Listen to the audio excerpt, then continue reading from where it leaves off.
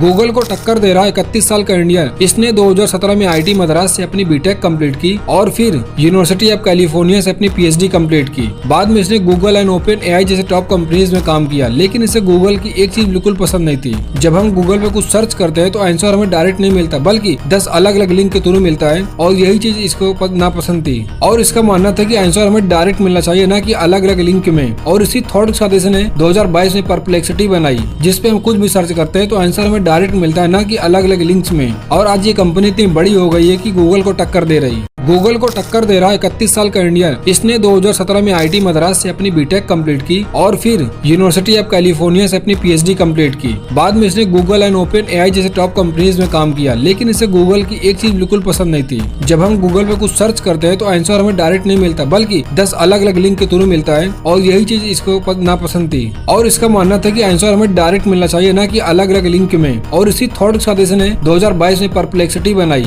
जिसपे हम कुछ भी सर्च करते हैं तो आंसर हमें डायरेक्ट मिलता है, ना कि अलग अलग लिंक्स में। और आज ये कंपनी इतनी बड़ी हो गई है कि गूगल को टक्कर दे रही।